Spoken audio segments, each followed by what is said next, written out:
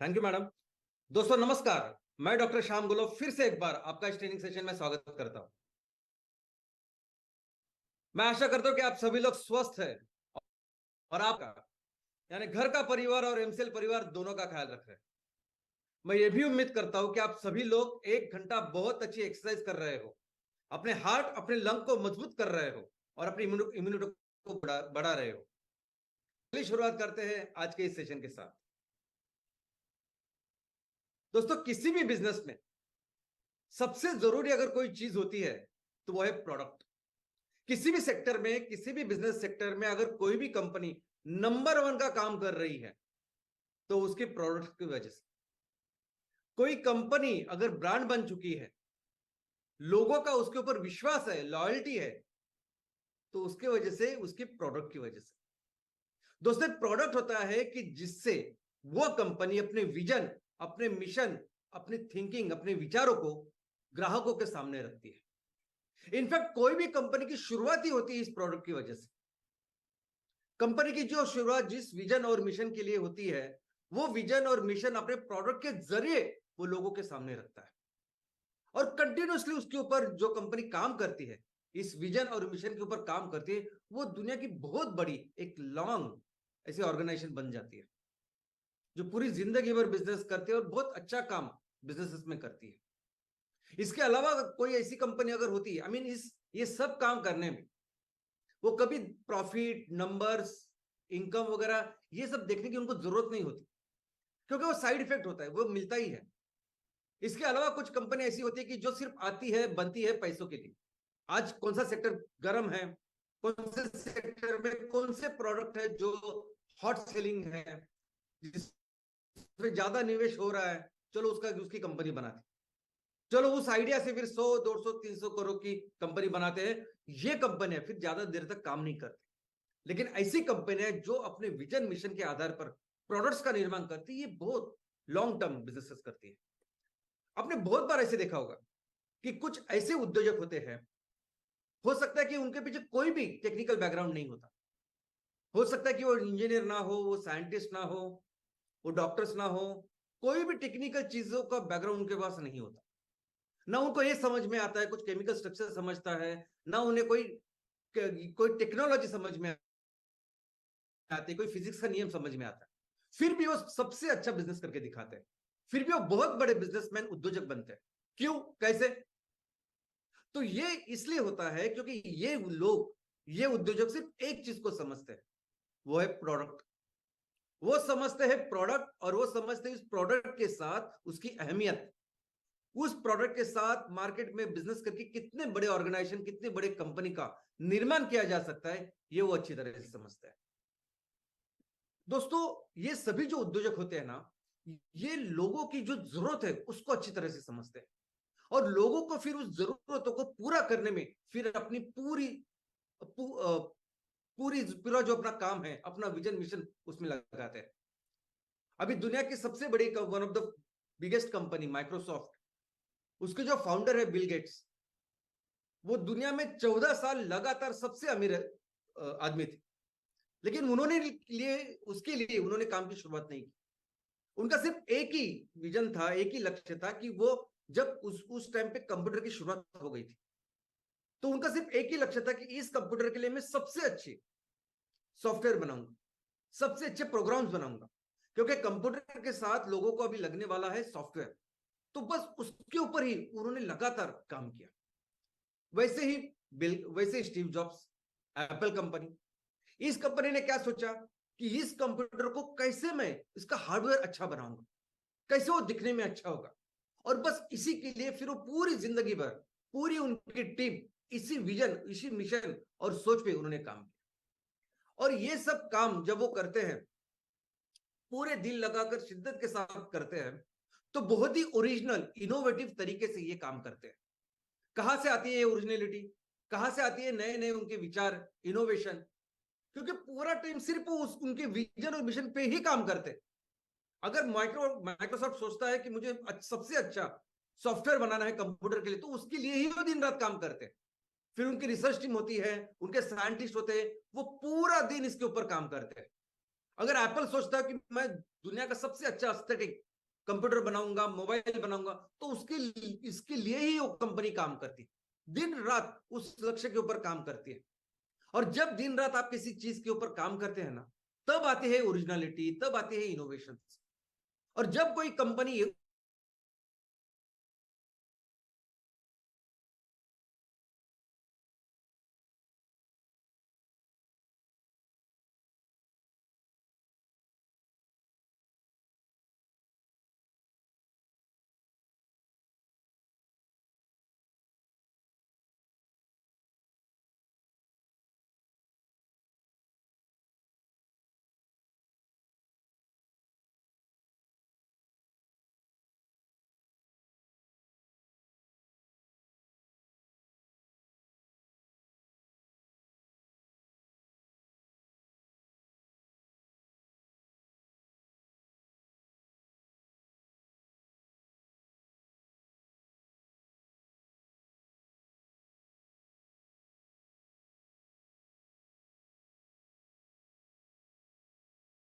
Recording in progress. Computers में एक software बना रहा है, एक हार्डवेयर। हमने देखा कि मर्सिडीज कार कंपनियों में, अभी मर्सिडीज, ऑडी, बीएमडब्ल्यू, ये सभी अपने अपने तरीके से सबसे अच्छा काम कारों में कर रहा है, और इसलिए वो टॉप की कार कंपनीज है। लेकिन कुछ ऐसी कंपनियां होती है, कुछ ऐसे फाउंडर होते हैं कि जो बिजनेसेस को, ये प्रॉब्लम्स को बहुत ही अलग तरीके से सॉल्व करते हैं। ऐसे तरीके से लोगों के प्रॉब्लम को सॉल्व करते हैं जिस जिस सॉल्यूशन के बारे में कभी किसी ने सोचा नहीं होता, कभी नहीं। और ऐसी तरह ऐसा ऐसा सॉल्यूशन जब वो दुनिया के सामने रखते हैं, तब एकदम आउट ऑफ द बॉक्स भी नहीं बोलता, आउट ऑफ द वर्ल्ड, ऐसे सॉल्यूशन को कहते हैं डिसरप्शन। और ऐसे सॉल्यूशन के साथ बहुत जल्दी ये कंपनी बहुत बड़ी बन जाती है। क्या कोई भी इस धरती के ऊपर सोच सकता था 15 साल पहले, कोई भी 15 साल पहले क्या ये सोच सकता था कि ट्रांसपोर्टेशन कंपनी आपको बनानी है लेकिन आपको गाड़ी की जरूरत नहीं? ऐसा हो ही नहीं सकता। 15 साल पहले अगर आपको ट्रांसपोर्टेशन कंपनी खुद की डालनी है, ट्रांसपोर्ट खुद का डालना है, तो आपको कंपलसरी गाड़ियां लगेगी, बस लगेगी, जो कुछ लगता है वो लगेगी। लेकिन इन दोनों ने दुनिया की सबसे बड़ी ट्रांसपोर्टेशन कंपनी बनाई विदाउट, बिना किसी गाड़ी के, व्हीकल के। कैसे हुआ? ये दोनों भी दोस्त है, ये फाउंडर है। और एक एक दिन ऐसे था 15 साल पहले कि वो एक टेक्निकल कॉन्फ्रेंस के लिए गए, और वो कॉन्फ्रेंस से शाम को जब वो निकल रहे थे, तब उनको घंटों तक उनको टैक्सी नहीं मिली। और उनको लगा कि अगर हमारे साथ ये हो रहा है तो ऐसे कई सारे लोग होंगे, बूढ़े होंगे, बच्चे होंगे, जिनको कई देर तक ये टैक्सी नहीं मिलती। और ऐसे प्रॉब्लम को सॉल्व करने के लिए क्यों ना ऐसा कुछ किया जा सकता है कि जिसमें हम जब चाहे हमें टैक्सी मिलेगी। और बस इसी एक प्रॉब्लम के ऊपर वो कंटिन्यूस काम करते रहे, और फिर उन्होंने वो सॉल्यूशन निकाला। और वो सॉल्यूशन आज हमारे सामने है, उबर का। और इस तरह से जब कोई सॉल्यूशन आता है जो कभी किसी ने सोचा नहीं होता, उसे कहते हैं डिसरप्शन। और ऐसे तरीके से ये कंपनी बहुत फास्ट ऐसी ग्रो करती है। वैसे ही एक एयरबीएनबी, एयरबीएनबी कंपनी है, इसका फुल फॉर्म है एयर ब्रेड एंड ब्रेकफास्ट। ये भी ऐसी कंपनी है कि जिसमें दो दोस्त, स्कूल के फ्रेंड, कॉलेज सब होने के बाद फिर उन्होंने सोचा कि एक ऐसे प्रॉब्लम है लोगों में कि अगर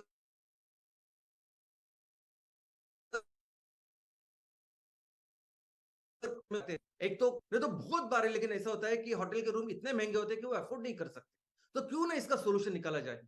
क्यों ना ऐसे घर जहां हम लोग जैसे अपने रिश्तेदार को रखते हैं, कोई गेस्ट को रखते हैं, वैसे गेस्ट के तौर पर एक ब्रेड एंड ब्रेकफास्ट, ऐसे 2-4 लोगों को आप अकोमोडेट कर सकते हो। या आप अपने शहर में काम कर रहे हो, दूसरी जगह आपका घर है जो बंद है, उसका उपयोग कर सकते हैं। ऐसे ही उन्होंने शुरुआत की।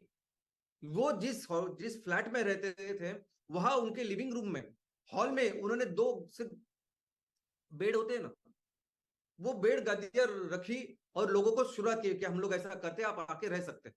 और महीनों के बाद उनको पहला कस्टमर मिला। लेकिन दोस्तों, आज ये दुनिया की सबसे बड़ी हॉस्पिटैलिटी कंपनी है, और जिनके पास एक भी खुद का होटल नहीं है, और उस कंपनी का नाम है एयरबीएनबी।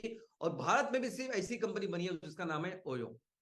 तो दोस्तों, ऐसी कहानी अमेजॉन की है। अमेजॉन के पहले क्या किसी ने सोचा था कि मैं कस्टमर के लिए ऐसा कुछ अलग करूंगा, मैं लोगों के लिए, ग्राहकों के लिए उनकी मदद करूंगा, कुछ भी चीज खरीदने के पहले, खरीदने के लिए? क्या किसी ने पहले सोचा था कि ऐसे कई सारे लोग होते हैं कि जो उस चीज को, किसी चीज को खरीदते हैं, सेवा को लेते हैं, और फिर वो अपने, उनके पास वो एक्सपीरियंस होता है कि वो अच्छी थी, बुरी थी, या कुछ भी था।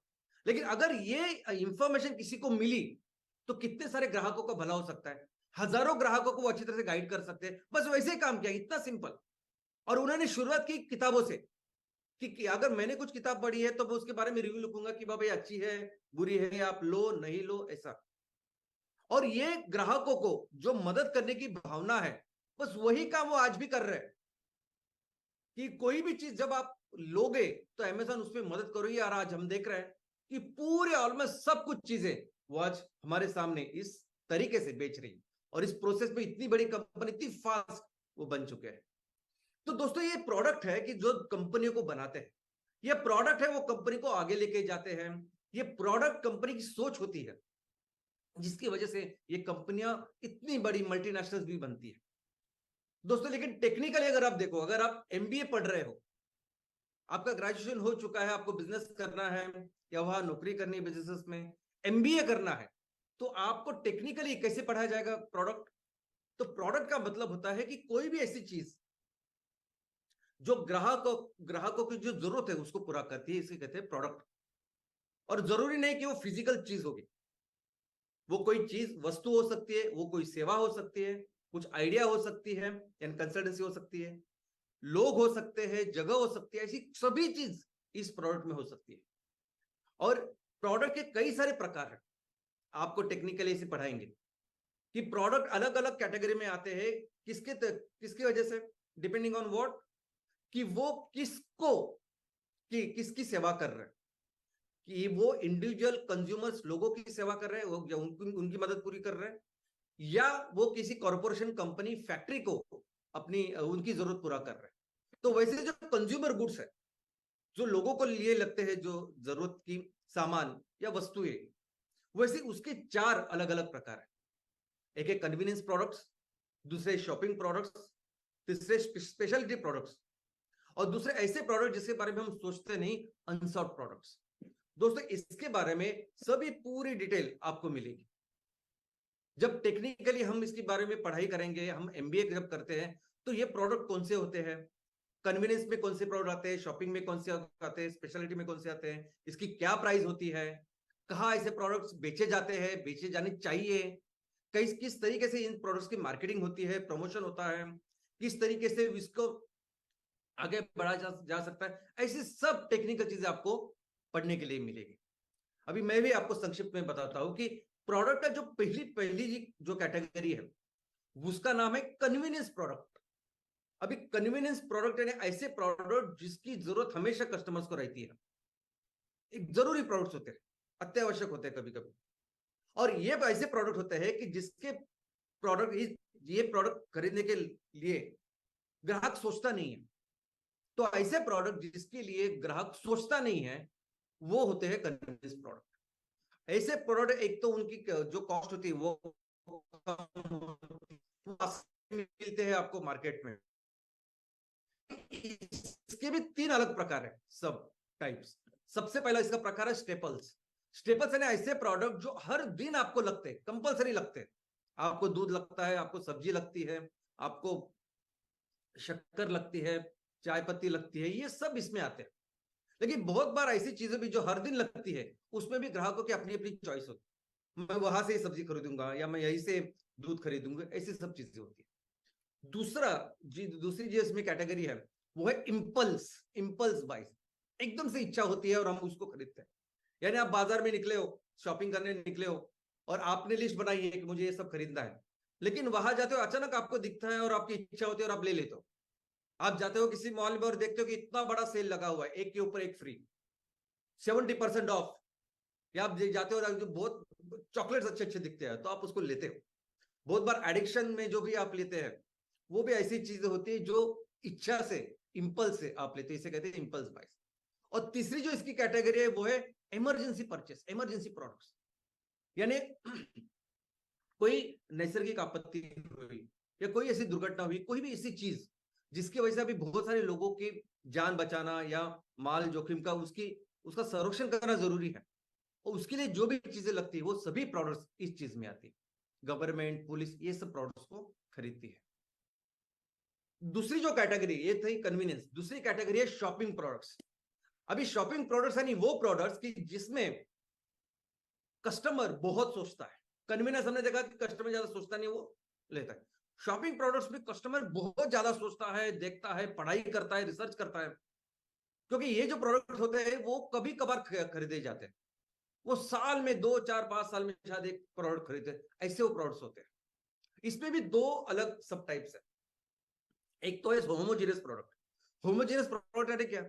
तो वो जो कैटेगरी होती है प्रोडक्ट्स की, उसमें कई सारी कंपनी अपने अपने प्रोडक्ट्स रखती है, लेकिन ग्राहकों को वो सब सेम ही लगते हैं। ग्राहकों को सेम ही लगते हैं, और उसमें ग्राहक अपने जो क्षमता है, मैं कितने का ले सकता हूं, अपने हिसाब से प्राइस दे। Mixer, washing machine, fridge, even TV, ये सब चीजें है ना, ये सब चीजें ग्राहकों को लगता है ये सब एक ही काम करती है। मुझे अपने तरीके से जो मैं अफोर्ड कर सकता हूं, जो ले सकता हूं, वो लेके कस्टमर चला आता है। तो उसे कहते हैं होमोजेनियस प्रोडक्ट। दूसरे तो होते हैं हेट्रोजेनियस प्रोडक्ट। इसमें एक ही कैटेगरी के अलग अलग कंपनी जो ब्रांड बनाती है, प्रोडक्ट बनाती है, वो इतने अलग होते हैं, तो लोग भी बोलते हैं कि ये अलग अलग प्रोडक्ट। यानी कार, स्मॉल कार मारुति की, स्मॉल कार बीएमडब्ल्यू की, तो ये बहुत ही अलग इसमें एक कैटेगरी है, और जो ग्राहक भी समझते हैं और उसी तरीके से फिर इसके बारे में सोचते हैं और शॉपिंग करते हैं। तीसरी जो कैटेगरी है प्रोडक्ट्स की, वो है स्पेशलिटी प्रोडक्ट। अभी स्पेशलिटी प्रोडक्ट ने क्या है, तो वो ग्राहकों के लिए स्पेशल होते हैं। यानी कोई बहुत महंगी चीज भी हो सकती है, रॉल्स रॉयस, या मैं यही घड़ी पहनूंगा, मैं दूसरी कोई घड़ी नहीं पहनूंगा। यानी ये ऐसे प्रोडक्ट्स होते हैं कि जिसके लिए ग्राहक एकदम लॉयल होते हैं। वो बहुत महंगे भी प्रोडक्ट हो सकते हैं, वो एकदम सस्ते भी प्रोडक्ट हो सकते हैं।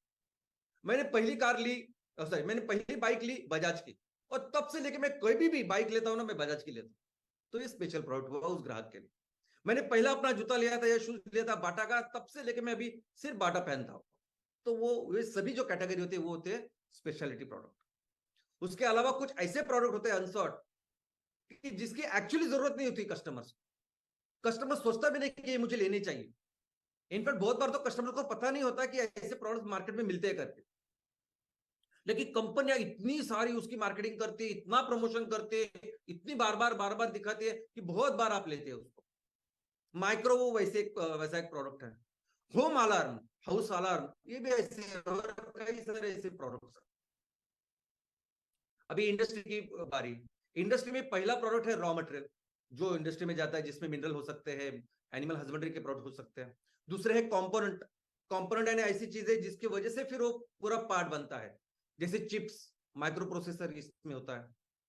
कैपिटल गुड्स, यानी ऐसे प्रोडक्ट की जो एक ही बार कोई कंपनी खरीदती है और फिर हमेशा के लिए वो चलती।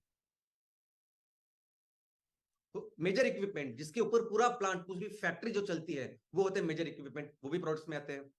एक्सेसरी इक्विपमेंट होते हैं कि जो सिर्फ मेंटेनेंस में काम आते हैं। ये जो इक्विपमेंट होते हैं उसकी लाइफ भी बहुत शॉर्ट होती है, और बार बार उनको शायद खरीदने पड़ते हो। और बाद में होते हैं ऑपरेटिंग सप्लाईज, यानी ऐसे प्रोडक्ट जो जो मेंटेनेंस के लिए, डेली मेंटेनेंस के लिए किसी भी ऑर्गेनाइजेशन को लगते हैं, जिसमें स्पेशली मेन होता है स्टेशनरी। तो दोस्तों ये अलग अलग टाइप्स है प्रोडक्ट्स के, जो शायद आप एज ऑफ थियरी आप बहुत सारी जगह पढ़ सकते हो, समझ सकते हो उसको डिटेल में। लेकिन हमें एज ए उद्योजक, एज ए एंटरप्रेन्योर ये समझना है कि ये प्रोडक्ट, जिस प्रोडक्ट की वजह से पूरे दुनिया में ये कंपनियां इतनी बड़ी बड़ी बनती है, इतने बड़े बड़े बिजनेसेस करते हैं, इतना पैसा कमाते हैं, तो ये कौन से प्रोडक्ट तैयार करे, क्या करे, ये प्रोडक्ट डेवलप कैसे होते हैं, कहां से आते हैं ऐसे प्रोडक्ट, कहां से सूझता है उनको ये सब। तो ये प्रोडक्ट आते हैं सोच से, आते हैं आइडिया से। ये प्रोडक्ट, कौन से प्रोडक्ट के ऊपर किसी कंपनी ने काम करना चाहिए, ये आइडिया, ये सोच, ये एक सोच और कंटिन्यूस थिंकिंग के बाद ही ऐसी आइडिया आती है।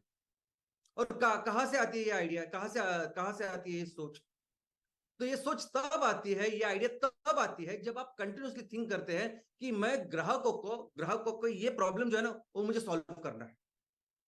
जब आप उस प्रॉब्लम को आइडेंटिफाई करते हैं और उसके ऊपर कंटिन्यूसली काम करते हैं ना, तब आता है ये आइडिया। अभी खुद को जो अनुभव आया, उबेर के जो संस्थापक उन दोनों को, अभी उन दोनों को जो अनुभव है उसके ऊपर फिर उन्होंने कंटिन्यूस काम किया, फिर उनको आइडिया आई। एयरबीएनबी के जो संस्थापक है, वो दो रूममेट्स, वो दो स्कूलमेट्स, उन्हें भी वो कंटिन्यूसली उन्होंने उसके ऊपर कंटिन्यूसली काम किया, दिन रात काम किया, तभी जाके उनको आइडिया आया कि हम ऐसा कर सकते हैं। तो बेसिकली ये आइडिया तब आती है जब आप किसी प्रॉब्लम के ऊपर, किसी सॉल्यूशन के ऊपर आप कंटिन्यूसली काम करते हैं कि किस तरह से मैं इस प्रॉब्लम को सॉल्व करूंगा, किस तरह से ये सॉल्यूशन मैं दुनिया के सामने रखूंगा, ग्राहकों का प्रॉब्लम सॉल्व करूंगा। और ऐसी सोच के बाद ही अमेजॉन के जो जेफ बेजोस है उनको आइडिया आया होगा। तो ये कंपनियां बेसिकली कंटिन्यूस सोचती है, थिंक करती है लोगों के प्रॉब्लम के ऊपर, और इस प्रॉब्लम के ऊपर काम करने के बाद फिर उनको आइडिया आता है। आइडिया आता है कोई प्रोडक्ट का, आइडिया आता है कोई सर्विस का, और जिसके साथ फिर वो कंपनी का निर्माण करते हैं। अभी कौन सी कंपनी कौन से प्रॉब्लम के ऊपर काम करेगी, ये किसके ऊपर डिपेंड होता है। जैसा मैंने कहा कि माइक्रोसॉफ्ट एक चीज के ऊपर काम कर रही है, एप्पल एक चीज के ऊपर काम कर रही है, मर्सिडीज एक चीज के ऊपर काम कर रही है। तो ये जो चीज है, जिस प्रॉब्लम के ऊपर कंपनी काम करेगी, ये कौन सोचता है? ये सोचता है संस्थापक। ये जो फाउंडर लोग होते हैं ना, उनका विजन क्या है, उनका मिशन क्या है, क्या करना चाहते हैं, उसके ऊपर ये बेसिकली सब चीजें होती है। उनको क्या लगता है, किसके लिए वो ऑर्गेनाइजेशन बनाना चाहते हैं, किसके लिए कंपनी बनाना चाहते हैं, लोगों में कौन से ऐसे प्रॉब्लम है वो जो सॉल्व करना चाहते हैं। आज अगर आप देखो कौन जिसमें जिसके लिए जिसको सॉल्व करने के लिए आज हम सब लोग इकट्ठा यहाँ काम कर रहे हैं, सबसे पहला है पर्यावरण। एंड हम कहते हैं 5 ही, तो पहला ही पर्यावरण।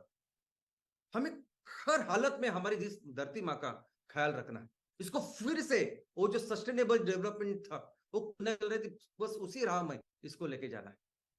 दूसरा ही है 100% इम्प्लीमेंट।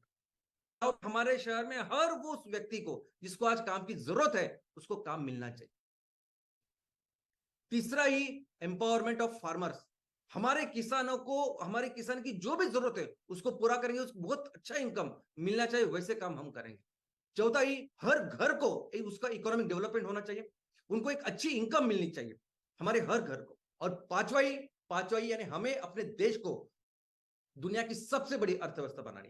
तो ये हमारी सोच है, ये हमारी सोच है, और इस सोच पे, इस विजन और मिशन के ऊपर कंटिन्यूसली हम सब लोग काम कर रहे हैं। तो आने वाले दिनों में हमारे प्रोडक्ट भी वैसे होंगे, हमारे प्रोडक्ट, हमारे वस्तुएं, हमारे सेवाएं सब कुछ ऐसे होंगे जो इस 5 ई के लिए हमेशा काम करेंगे। दोस्तों अभी ऐसे ही, और जरूरी नहीं होता बहुत बार कि आप जो सॉल्यूशन दुनिया के सामने रखते हो उसकी टेक्नोलॉजी आप ही डेवलप करो, नहीं होता। बहुत बार ये कंपनियां क्या करती है, डॉट कनेक्ट करती है। अभी गूगल मैप पे इतना जरूरी ऐप है लोगों के लिए। आज गूगल मैप की वजह से हम कहीं भी जा सकते हैं, किसी को पता पूछने की जरूरत नहीं। हम ये समझ सकते हैं कि अगर मुझे एक जगह से जाना है तो कितनी ट्रैफिक है, कितनी देर मुझे लगेगी। अभी गूगल मैप जिस गूगल कंपनी ने निकाला, उन्होंने इस मैपिंग वगैरह उसका कुछ खोज नहीं की, कुछ इनोवेशन नहीं किया, ये सब था पहले। सिर्फ उन्होंने माइंड अप्लाई किया, उसके ऊपर काम किया, और ऐसे सॉल्यूशन लोगों के लिए सामने रखा। और वैसे ही अर्बन कंपनी, अभी अर्बन कंपनी करके एक ऐसी कंपनी है जो आपको जो चीजें चाहिए, वस्तु चाहिए होती है, सेवाएं चाहिए होती है, वो लोग आपके यहाँ आके घर में करते हैं।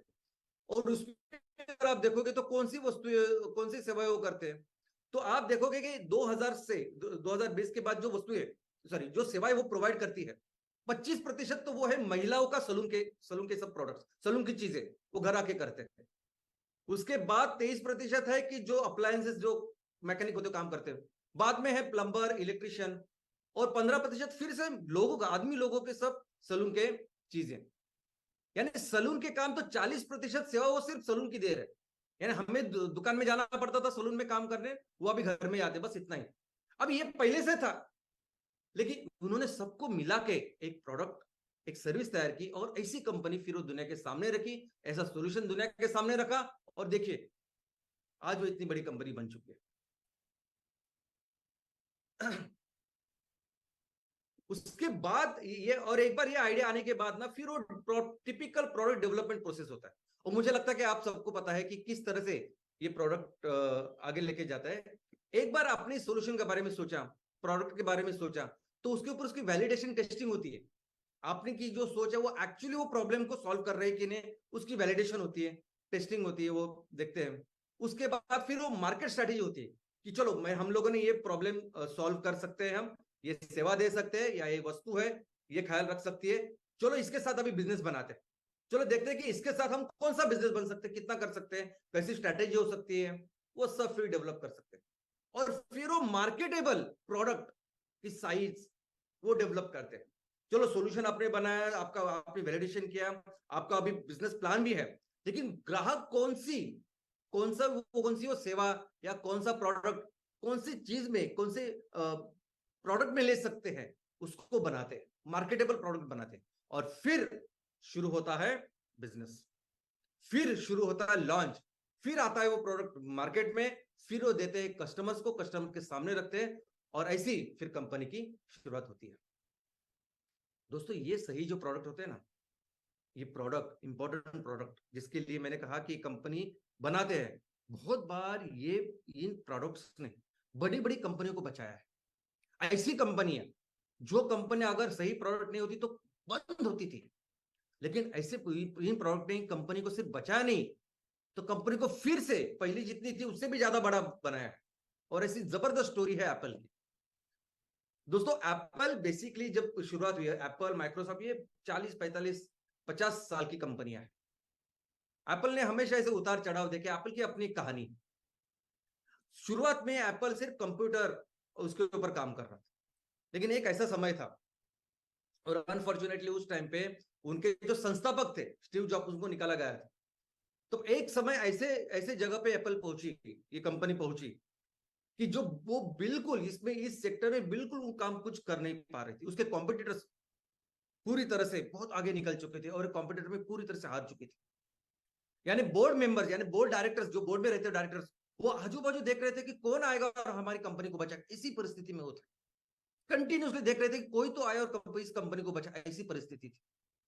जो स्टेक होल्डर थे, स्टेक होल्डर का पूरा भरोसा, आई मीन शेयर होल्डर्स का या निवेशकों का पूरा भरोसा एप्पल से उठ चुका था।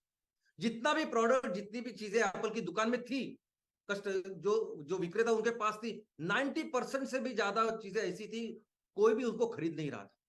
ऐसी परिस्थिति में एंट्री हुई स्टीव जॉब्स की, और उन्होंने एक ऐसा प्रोडक्ट लाया, ऐसा प्रोडक्ट कि जिसने पूरी कहानी बदल दी। और वो प्रोडक्ट आपके सामने है, वो था आईपॉड। उन्होंने कंप्यूटर नहीं बनाया, पूरे जो स्ट्रॉन्ग कंपटीशन था वो उन्होंने कंप्यूटर नहीं बनाया, फिर से उन्होंने क्या बनाया, आईपॉड बनाया। और क्या था आईपॉड? आईपॉड एक सिंपल पोर्टेबल म्यूजिक सिस्टम था, पोर्टेबल म्यूजिक सिस्टम। यानी पहले ट्रांजिस्टर हुआ करते थे बड़े बड़े, वो सब थे, तो उन्होंने एक सिंपल ऐसा पोर्टेबल म्यूजिक सिस्टम बनाया, और उसकी इतनी अच्छी क्वालिटी और इतनी उसमें इतना ज्यादा कैपेसिटी रखा। आपको याद होगा तो पहले कैसेट्स होते थे, इतने ही गाने प्ले करने सब होता था। ये ऐसा डिवाइस था कि इस पे 1000 गाने आप रख सकते थे, और ये अलग था। किसी ने सोचा भी नहीं था कि ऐसा कुछ होगा, कोई ऐसे बनाएगा, और मेरे हाथों में इतना सिंपल पॉकेट साइज होगा और जिसमें 1000 गाने उसमें लोड कर सकता था। और जैसे ही ये प्रोडक्ट आया, ये जबरदस्त, ये बहुत बड़ा सक्सेस हुआ। ये वो प्रोडक्ट है कि जिसके प्लेटफॉर्म के ऊपर बाद में आईफोन शुरू हुए, बाद में आईपैड शुरू हुआ, उसका प्लेटफॉर्म ये है, इससे बना। दोस्तों इसके बाद जब एप्पल ने पहला आईफोन लाया, आपको पता है उस टाइम में 2007 में जब फोन थे, सब जो हाईफाई फोन थे वो कौन से थे? ब्लैकबेरी थे, सैमसंग थे, और ऐसे हाईफाई, और उनके आप देखो क्वार्टरी कीपैड था, सब कुछ था, हाईफाई सब चीजें थी। और एप्पल आ गया। एप्पल ने ऐसा फोन लाया कि कोई कीपैड नहीं, कोई चीज नहीं, सिर्फ एक सेंट्रल का बटन और इतनी बड़ी स्क्रीन जो कभी किसी ने सोची नहीं थी। यानी पूरी दुनिया में काम करने वाली कंपनियां, मोबाइल कंपनी एक तरफ और एक तरफ एप्पल। और जो बाद में बना, वो देखने के बाद पूरी कहानी चेंज हो गई। सभी कंपनियां फिर लग गई कि मुझे भी वो सेंट्रल बटन करना है। एप्पल उसके आगे गया। कुछ दिनों बाद एप्पल ने वो बटन ही निकाल दिया। उसके बाद फिर उन सभी को फिर अकल आई कि नहीं चलो हमें भी वो निकाल देना चाहिए, और आज हम देख सकते हैं। तो ऐसी चीज होती है, ऐसे किसी एक प्रोडक्ट के साथ किसी कंपनी को सिर्फ वो बचाते नहीं है, फिर से नंबर 1 की कंपनी बना सकते हैं। वैसे ही जिलेट का हुआ। जिलेट में भी अगर आप देखोगे तो जिलेट में एक टाइम ऐसा था कि जहां जिलेट पूरी तरह से बंद होने वाली थी वो कंपनी, लेकिन एक मैक 3 आए और इसने इस कंपनी को सिर्फ बचाया नहीं, आज हम देख सकते हैं कि जिलेट नंबर 1 कंपनी है इस सेगमेंट में। तो एक प्रोडक्ट होता है दोस्तों, एक प्रोडक्ट होता है जो कंपनी को इतनी बड़ी कंपनी बनाता है, एक प्रोडक्ट होता है जो कंपनी को इतना महान जिंदगी भर चलाने वाली कंपनी बनाता है। मर्सिडीज जब से इंडिया में आई है, एक ही प्रोडक्ट उनका सबसे इंपॉर्टेंट जरूरी है, ई क्लास।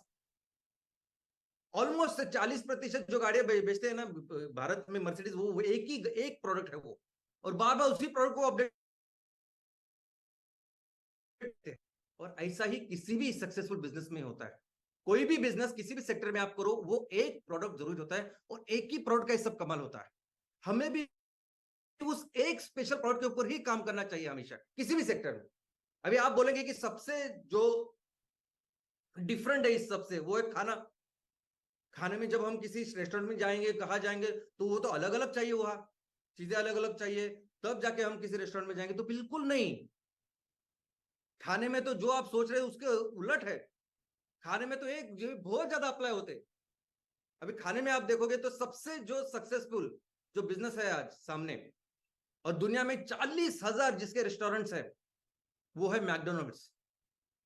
आपको पता है जब मैकडोनल्ड्स जब शुरुआत हुई, उसका जब पहला स्टोर था, और वो मैकडोनल्ड बंधु, मैकडोनल्ड ब्रदर्स करके दो भाई उसको चला रहे थे, बस एक अपना होटल, जैसे कोई हम होटल चलाते हैं ना, वैसे एक होटल चला रहे थे।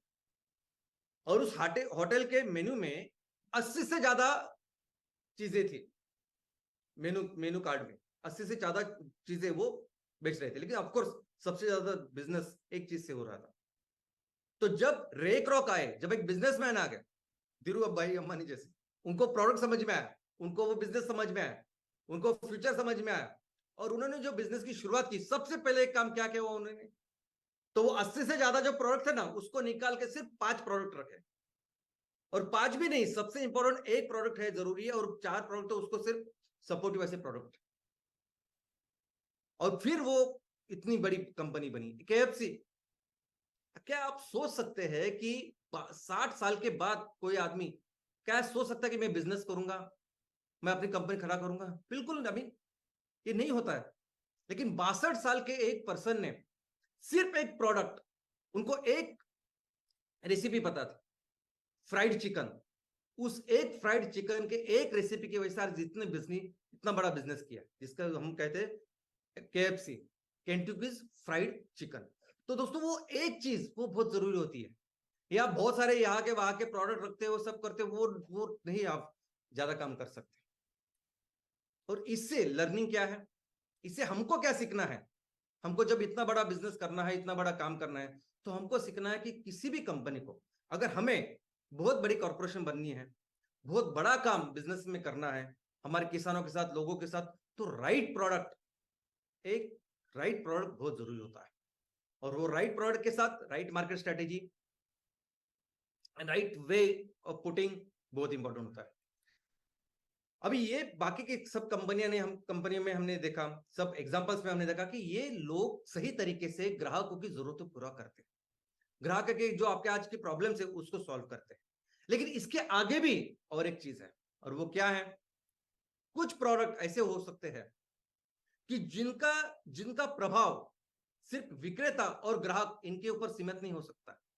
कुछ ऐसे प्रोडक्ट हो सकते हैं कि जो पूरे समाज के ऊपर जिनका प्रभाव हो सकता है, जो सिर्फ जो ग्राहक या कस्टमर्स है, कंज्यूमर है, इनके प्रॉब्लम नहीं सॉल्व कर सकते, शायद वो समाज के कई सारे लोगों का प्रॉब्लम सॉल्व कर सकते हैं।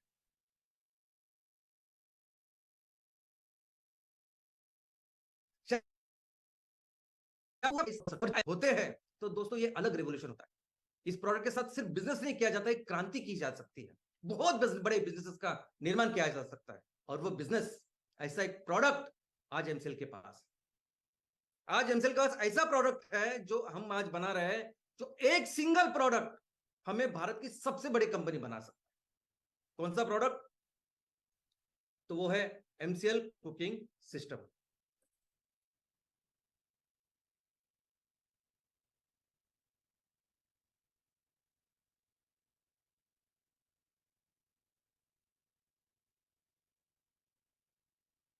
ये ऐसा प्रोडक्ट है कि ये प्रोडक्ट सिर्फ लोगों की जरूरतें नहीं पूरा करेगा। ये ऐसा प्रोडक्ट है, आज हमारे महिलाएं, बच्चे आज जिस खतरे में जी रहे हैं, आपको अंदाजा नहीं, लेकिन बाहर हवा में जितना पॉल्यूशन, उससे 10 गुना ज्यादा पॉल्यूशन घर में होता है जब आप बायोमास, जब आप खाना बनाने के लिए गोबर या लकड़ी, गीली लकड़ी का इस्तेमाल करते हैं। और उसकी वजह से कई सारे महिलाएं, कई सारे बच्चे, इनकी कितनी हेल्थ के प्रॉब्लम है वो आप देख सकते हैं। और ऐसी सिचुएशन कहाँ है? हमारे देश में 43%, 43% जो परिवार है उनके पास वो इस तरीके से खाना बना रहा है। सोचे क्या असर उनके पास होता होगा। एक ऐसा प्रोडक्ट जो हमारे किसानों को इतनी सारी मदद कर सकता है, एक बहुत अच्छा इनकम दे सकता है। यानी सिर्फ प्रोडक्ट की बात नहीं है, ये एलपीजी को कैसे रिप्लेस करेगा, कितना बेहतर प्रोडक्ट, ये तो बहुत बार हमने इसके बारे में समझा है। लेकिन ये ऐसा प्रोडक्ट है कि जो कई सारी चीजों को बदलेगा, कि बहुत सारा अच्छा इनकम ये एक प्रोडक्ट से हमारे सभी पूरे परिवार को होगा। सभी एमवीपी सबको अच्छा इनकम एक प्रोडक्ट के साथ होने वाला है। एक ऐसा प्रोडक्ट है कि जिसकी जरूरत आज जिस कॉस्ट में हम यहाँ भारत में बेचेंगे ना, कई ज्यादा कॉस्ट में वो यूरोप, बाकी के सभी देश वाले हमसे लेंगे। नहीं उनके पास ऐसी भूमि, ऐसी खेती, ऐसे हमारे किसान सबसे स्ट्रांग, जिनके बलबूते पे हम लोग काम कर सकते हैं और करेंगे। और इस एक चीज के साथ हम दुनिया की, भारत की एक कंपनी बनाएंगे। और भारत की अगर पहली कंपनी बनानी है, नंबर 1 कंपनी बनानी है, तो क्या आंकड़े चाहिए, कितना रेवेन्यू चाहिए, कितना माल तैयार करना होगा, कितना बेचना होगा, ये पूरी पढ़ाई हमने की है हमेशा की तरह। आज 2023 की बात करें तो आज फोर्ब्स की लिस्ट आई है, मार्केट कैप आप देख सकते हैं। नंबर 1 रिलायंस कंपनी है, जो ऑलमोस्ट 16 लाख करोड़ की कंपनी। उसके 2 नंबर पे टीसीएस है, जो ऑलमोस्ट 12 लाख करोड़ की है। और बाद में आप देखोगे तो पहले 10 कंपनियों में तो 4 कंपनियां तो बैंक है।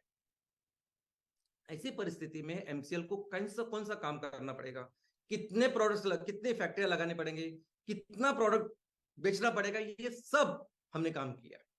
और इस एक चीज के साथ दोस्तों, आज जितनी जरूरत भारत देश को है, हमारे किसानों को, हमारे परिवारों को है, और उसके साथ बाकी के देशों को भी जो हम जरूरत करें, बहुत ही जल्द हम देश की नंबर 1 कंपनी बनेंगे, सिर्फ इस एक प्रोडक्ट की वजह से। लेकिन सिर्फ इतना ही नहीं, ये तो एक प्रोडक्ट है, दुनिया बचाने वाला प्रोडक्ट अभी आने वाला है। एक ऐसा प्रोडक्ट जो एक्चुअली दुनिया बचाएगा, जो एक्चुअली, मैं हमेशा बोलता कि वैक्सीन है वो इस क्लाइमेट चेंज को रोकने की।